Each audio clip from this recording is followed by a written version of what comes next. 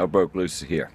I want to address one thing that I keep getting accused of on my YouTube channel. Bitter, angry, hate-filled old man. I'll make a couple examples. You ever seen an interview with Robert De Niro? You would never know that that's the man that portrays these characters he plays in the movies. Matthew McConaughey, in that series he's got out now, True Detective, he plays a stone-cold cynic.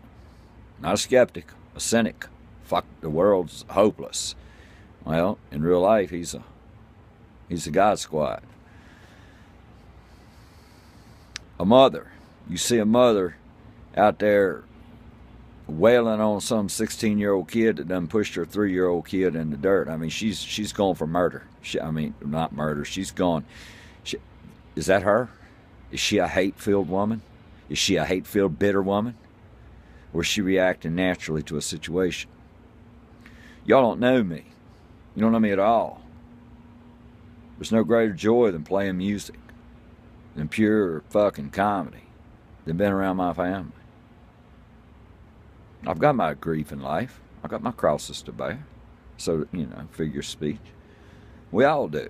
But I'm a happy person. I know the horror of the church. I lived through it. I got the scars. I've got the graves to go visit. I've got the graveyards to go visit. When it's time for me to put on the warrior, to come after the greatest monster in the history of humanity, all of that goes aside. It's like a linebacker.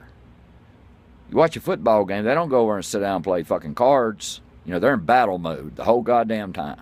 They are doing violence.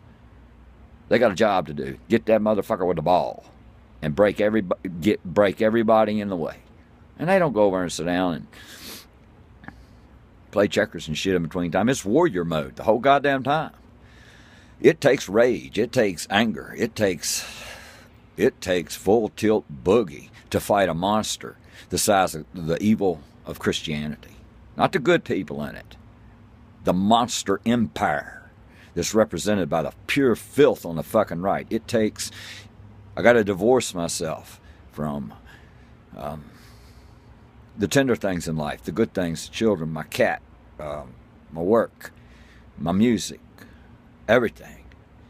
And I got to focus on this thing that's so horrible, that rapes children over pews in church, that damns innocent people and drives them to suicide and forces laws of discrimination in and kept blacks enslaved in this country and kept women's rights from being enacted and kept black rights from being enacted and don't allow atheists. I have to assume, I have to put on, just like, any warrior, he puts on his battle gear and it's time to rock and roll.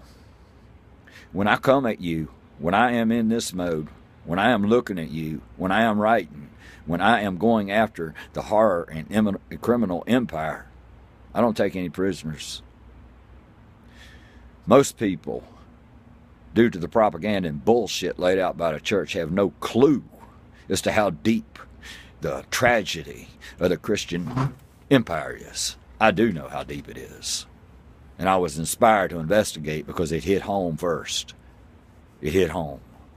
My blood. My family. I get mocked for everything. You think I'm short of breath because I got emphysema or some shit. I'm not. I'm passionate. I forget to breathe. I don't relax when I'm going after the biggest monster. And there aren't many of us doing it like this. I'm not calmly sitting down reading a goddamn weather forecast. I'm relaxed. When I'm in warrior mode against this fucking monster, I'm angry. And I don't hold anything back. And it's part of me, but it's not all of me. But it's necessary, because if love was going to conquer this bullshit, Gandhi and Buddha would have made it. The whole world would be Buddhist or something. No. You offer the church a flower and they eat your fucking ass for lunch. My approach is the only way that's going to destroy that criminal empire, because it inspires people who have been marginalized to come out and vote smart. It allows people, inspires people to say, hey, you can't fucking pick on me anymore just because I don't follow your Bible.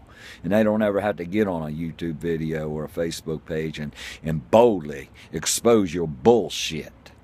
And by me doing it, by me picking up this mask, because I have to set it down or it'd eat me alive. But while I'm here, while I'm in the face of the goddamn bigotry, I'm hardcore. That's the way it'll always be. I couldn't fight it any other way. Maybe you know me better now, if you care to. Lucy out.